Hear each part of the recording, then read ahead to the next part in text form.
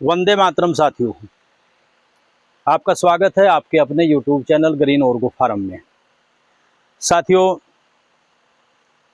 बहुत बुरा विनाश कई राज्यों में हुआ है। बाढ़ की वजह से पंजाब बहुत बुरी तरह बर्बाद हुआ, हरियाणा में बहुत बड़ा नुकसान हुआ, यूपी में भी नुकसान हुआ। तो जो लोग समर्थवादी हैं, जो सामर्थ्यवान हैं, उनसे अनुरोध करना चाहेंगे कि जो पीड़ित हैं, जिनके पास कुछ नहीं बचा, अनाज नहीं बचा, ना उनके पास पशु बचा, ना उनकी खेती खलियान बचा, तो उसके लिए मैं आपसे हाथ जोड़कर प्रार्थना करता हूं कि उनके लिए मदद करें, मदद पहुंचाएं। बहुत साथी वहां पर मदद पहुंचा रहे हैं, उन लोगों का बहुत बहुत धन्यवाद, बहुत बहुत आभार। साथियों, यमुना नदी का जो कटाव हुआ, बड़े कमाल की चीज़ है कि बहुत लंबे इलाके में कटाव हो रहा है। इससे पहले 8.5-9 लाख क्यूसेक के बीच में, 8.5 और 9 लाख की क्यूसेक के बीच में पानी आया था, लेकिन तब भी इतना नुकसान नहीं हुआ था। तो इस पर प्रकाश डालने का प्रयास करेंगे कि इसके कारण का क्या कारण रहे। इसमें सबसे बड़ा कारण है अवैध खनन।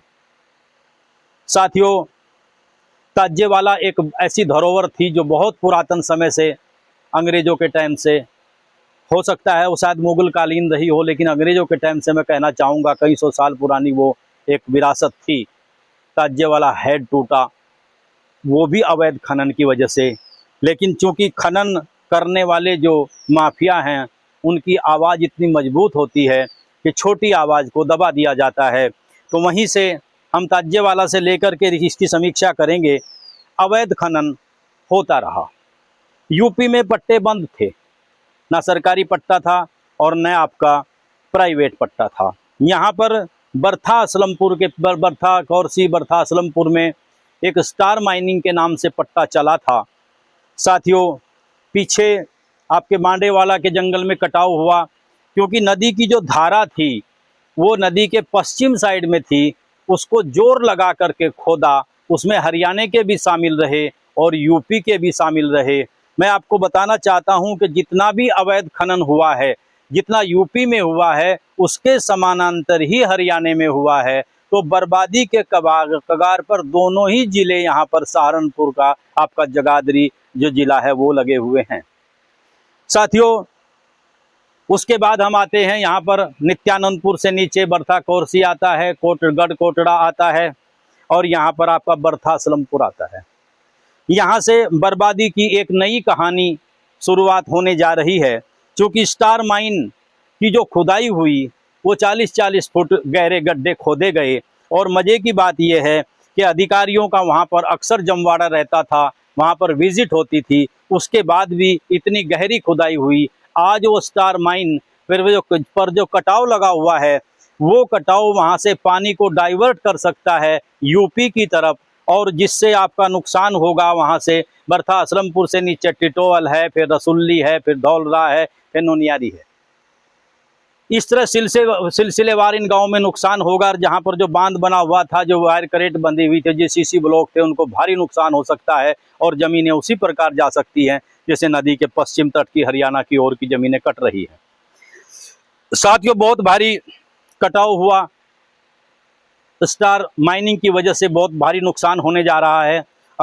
अच्छा हुआ बारिश बंद हो गई और पानी आगे नहीं आया, नहीं तो वहाँ से बर्बादी की एक कहानी शुरू और हो जाती है। लेकिन हम भी, जैसे धराली बारूद के ढेर पर था, ऐसे ही हम भी बारूद के ढेर पर बैठे हुए हैं। और ये निश्चित रूप से ये जो अवैध खनन है, ये यहाँ के किसानों को बर्बाद करके ही दम लेगा।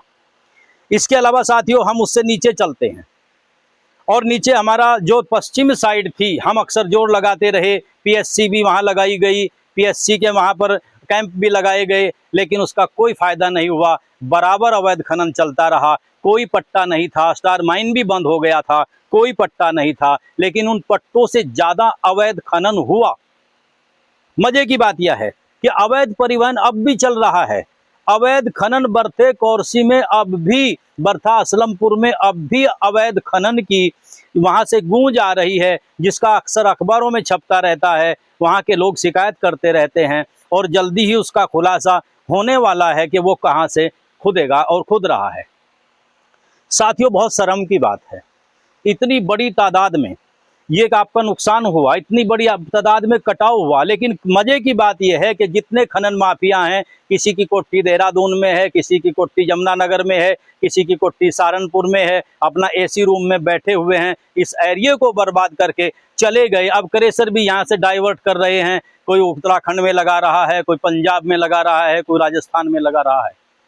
इनके पास तो बहुत पैसा है, लेकिन जो गरीब आदमी है उसका क्या होगा। बर्था असलमपुर से निकलने के बाद उसके बाद पूरा पश्चिम किनारा खोदा गया और वहां से पानी का एक प्रेशर बना, और वो प्रेशर आकर के वहां से जितना रसुल्ली के सामने का जितना इलाका है, चाहे हरियाणा का रहा हो चाहे यूपी का रहा हो, उसमें कटाव हुआ, धौलरे के सामने का इलाके में कटाव हुआ, और आकर के वो नुनियारी घाट पर लगा, और नुनियारी में उसने सैकड़ों बीघा जमीन को अपने गर्त में ले लिया। क्योंकि इसकी स्पीड इतनी ज़्यादा थी, क्योंकि वो सारे इलाके में घूमने की बजाय, फैलने की बजाय, एक पर्टिकुलर एक जगह को खोदा गया था जिसको नदी की धारा बोलते हैं। उस धारा ने वहाँ पर कटाव का काम किया, और वो काम अब भी चल रहा है।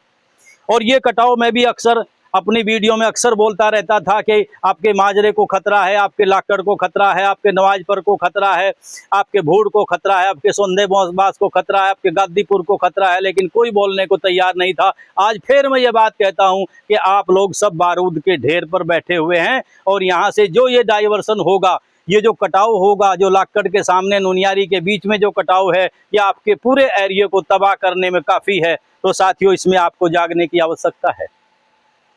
इसके अलावा वहां से दो धाराएं हुई। जैसे ही लाकड़ कटाव हुआ, लाकड़ से निकलने के बाद एक धारा ननियारी और जोधेबास के बीच में चली गई। वो धारा इधर से जोधेबास में क्रेट, वहाँ वायर क्रेट लगी हुई थी, अगर नहीं होती तो बहुत बुरी तबाही होती। ये सब अवैध खनन की वजह से हुआ, जिसकी बार बार हम लोग शिकायत करते रहे, सरकार को कुछ नहीं मिला, लेकिन इन किसानों को बर्बादी के कगार पर ला करके खड़ा कर दिया।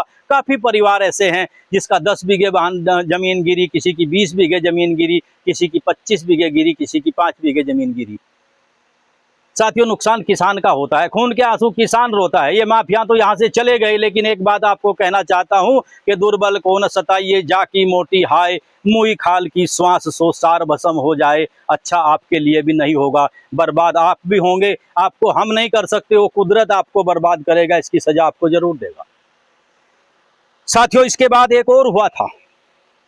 यहाँ पर हमारा मझार में एक पट्टा चला था लास्ट में, उसके जितने अधिकारी हैं वहां पर उस टाइम मौजूद थे, बड़े से लेकर जिले का छोटा अधिकारी तक, उसकी वीडियो वायरल हुई थी, हमने भी वीडियो डाले थी। कई कई हजार गाड़ियां एक दिन में, एक रात में कई कई हजार डंपर वहां से निकले थे, और ये करीब 15-20 दिन तक ये काम चला था। साल के लास्ट में जब एनजीटी की रोक लगती है, उससे पहले इतना गहरा वहां पर कर दिया था। एक तो ऊपर बर्था असलमपुर कोरसी से आपका प्रेशर आ रहा है पानी का, और उधर वहां बहुत गहराई है, उस प्रेशर को और बल मिला, और ये फिर यहाँ पे हमारा लाकड़ में प्रतापपुर जो माली माजरा है, इसकी बराबर में फिर कटाव लगा, और हमारे जोधेबास की जमीनें, सैकड़ों बीघा जमीन कई किसानों की जोधेबास इसमें गर्त में चली गई, क्योंकि ऊपर से प्रेशर था और नीचे ढलान था, तो पानी और तेज हुआ। और वहां पर जो वायर क्रेट लगी हुई थी, वहां पर जो क्रेटें लगी हुई थी, क्योंकि आज भ्रष्टाचार का चारों तरफ बोलबाला है। अगर वहां निर्माण कार्य जमुना में होता है, उसमें भी भ्रष्टाचार है, अगर खनन होता है तो उसमें भी भ्रष्टाचार है, और ये सैकड़ों बीघा जमीन वहां पर कई किसानों की जो थी, वो इसकी भ्रष्टाचार की भेंट चढ़ गई। वहां भी अब सीमावर्ती जो आपका हरियाणा जो है, हरियाणा की सीमा में अब घुसने वाली है, क्योंकि यूपी का जितना इलाका, बहुत बड़ा एरिया यूपी का हुआ करता था, वो खत्म हो गया। उसके अलावा साथियों, हम नीचे चलते हैं। नीचे चलने पर हम जैसे ही मझार से नीचे जाते हैं, आल्हनपुर का एरिया आता है, और आल्हनपुर से नीचे चलने के बाद वहां जो क्रेशर पचकुआ में लगे हुए हैं, उन्होंने अवैध खनन किया। वहां पर अवैध खनन पचकुआ में किया, और इतने हद तक अवैध खनन किया कि वो जो धारा हरियाणा की तरफ थी, वो वहां से डाइवर्ट होकर यूपी की तरफ चली गई, और वहां पर उधर सोंदेबास में, गादीपुर में नुकसान किया, वहां पर कटाव किया, और उसके बाद अब टोडरपुर, भोकड़ी, लालवाड़ा, और यह सिलसिलेवार आपका राजघाट तक, जिसको हम राजघाट बोलते हैं, वहां तक ये चला गया। साथियों, इतना भारी नुकसान हुआ। वहां का नुकसान यहाँ की वजह से हुआ, नुनियारी ने आपका रसुल्ली खोदा, आपका धौलरा खोदा, और आपका बर्था असलमपुर ने वहां का अपना स्थानीय जो था, इससे ऊपर नीचे का था, वो खोदा। तो इन तीनों जोनों ने भट्टा बैठा दिया इस पूरी जमुना का। मैं एक सवाल पूछना चाहता हूं, कुछ लोग कहते हैं कि जब ये पानी आता है तो कटाव लगता ही है। अरे जब 9 लाख क्यूसेक तक पानी आया तब इतना नुकसान क्यों नहीं हुआ? क्योंकि यमुना फैल कर चलती थी। आज उसको एक पर्टिकुलर जगह में चलने को मजबूर कर दिया, क्योंकि माल मिलता है नदी की धारा में, और टोटल नदी की धारा खो दी गई। मजे की बात है कैसे कैसे यहाँ पर कर्म हुए। अब भी अवैध परिवहन, ओवरलोड, बिना कागजों के, कहीं आपका हरियाणा के कहीं नवन्ने हैं, कहीं हिमाचल के नवन्ने हैं, कहीं उत्तराखंड के नवन्ने हैं, अब भी अवैध चल रहा है। साथियों, एक हुआ था यहाँ पर धौलरा में खसरा नंबर 8 और 9, कैसे कैसे खेल यहाँ पर हुए हैं खनन माफियाओं के द्वारा, कैसे कैसे खेल किए गए हैं। पट्टा कहीं पर है और खुदाई कहीं पर हो रही है। साथियों, खसरा नंबर 8 और 9 ग्राम रसुल्ली में एक आदेश कुमार के नाम के व्यक्ति पर 2020 में पट्टा हुआ था। उसके बाद उसकी खुदाई कर दी गई। खुदाई के बाद यह 8 और नंबर 9 जो है यह किसी दूसरी पार्टी को बेच दिया गया। दूसरी पार्टी ने खनन अधिकारी से मिलकर, उसमें क्या खेल हुआ कि ये एक आपकी जो इकबाल बाला है उसकी एक कंपनी हुआ करती, यमुना एग्रोटेक करके ऐसा कुछ नाम था। तो इस कंपनी की कुछ जमीन यहाँ पर आपकी रसुल्ली में थी, इसकी कुछ जमीन आपके बर्था असलमपुर में थी। तो ये यहाँ पर 90 बीघे जमीन थी, जिसमें 45 किसी और के नाम थी, 45 यमुना एग्रोटेक के नाम थी। तो उसमें से आधी जमीन का पट्टा करके 45 बीघे किसी और ने खोद लिया। उसके बाद फिर अधिकारियों से सेटिंग हुई, खनन विभाग से सेटिंग हुई, फिर उसका तकसीम कराया गया और जो खुदा हुआ था वो एग्रोटेक को दे दिया गया, जो पहले खोद लिया था, और जो बिना खुदा था वो फिर दोबारा उसको खोद लिया। बहुत बड़ी बंदर बांट हुई। यहाँ पर बताया गया कि इसमें पट्टा हो रहा है, लेकिन वहां पर कोई पट्टा नहीं था। मजे की बात यह है कि हर अधिकारी को इस चीज का पता है, इस पर इंक्वायरी चल रही है, लेकिन कोई भी क्लियर आज तक नाम सामने नहीं आया है। इसीलिए हमारा खसरा नंबर होता था 15, ये बर्था असलमपुर में था। इसकी जमीन खोदी गई, इसके जो पार्टनर थे उन पार्टनर ने जमीन खोदी, और कई माफिया जो आज राजनीति में अच्छा अपना रुतबा दिखाने को तैयार हैं। कोई प्रधानी के चुनाव के लिए तैयार है, कोई जिला पंचायत के लिए तैयार है, कोई प्रमुखी के लिए तैयार है। ऐसे ऐसे लोग जिनको जिम्मेदार लोग कहते हैं वो इसकी खुदाई में शामिल थे। जो इसके जिम्मेदार थे वो भी शामिल थे, जो खोदने वाले थे वो भी शामिल थे, लेकिन आज तक किसी एक आदमी का नाम सामने नहीं आया है। हम इस मामले को लेकर के, ऐसे 2-4 मामले और भी हैं, माननीय मुख्यमंत्री जी के दरबार में जाएंगे। इसको ईडी ने अडॉप्ट किया था, ईडी ने इसको एक्वायर किया था, राज्य सरकार को दे दिया था, और राज्य सरकार को हम सिर्फ ये पूछना चाहते हैं कि इसको एक्वायर करने की क्या जरूरत थी। अगर इसको एक्वायर किया गया तो इसका जो कई करोड़ रुपए का इसमें जो खुदान हुआ वो कहाँ गया? सरकार को कुछ नहीं मिला। खनन माफिया अपनी जेब भर के बंदर बांट कर रहे हैं और आपस में बैठ करके सेटिंग हो रही है, पैसे ले दे करके किसी तरह इस मामले को रफा दफा किया जाए।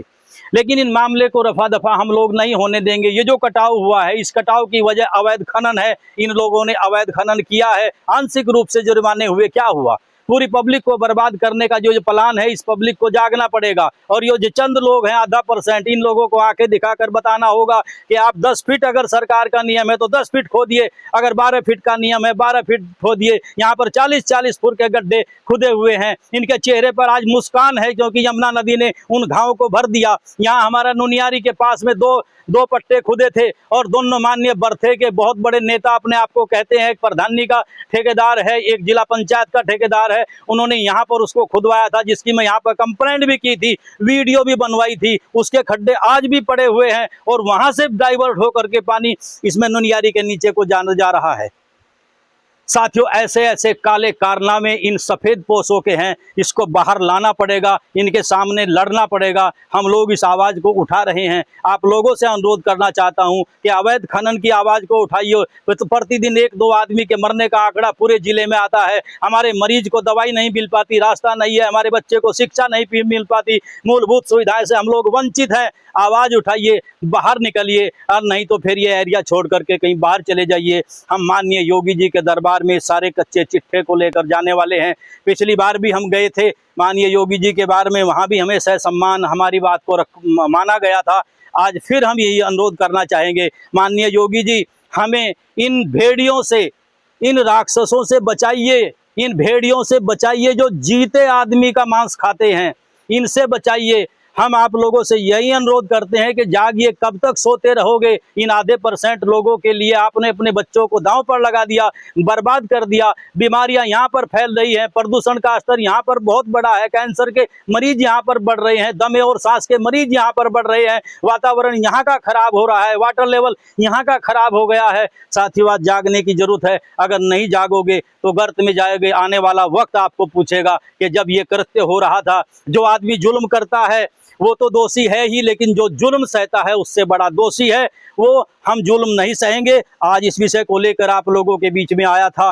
अन्य कोई विषय होगा उसको लेकर के फिर आपके बीच में आऊँगा। तब तक के लिए आपका बहुत बहुत धन्यवाद। जय हिंद, जय किसान, जय जमुना मैया, जय जमुना मैया, जय गौ माता। बहुत बहुत आभार, बहुत बहुत धन्यवाद। जय हिंद।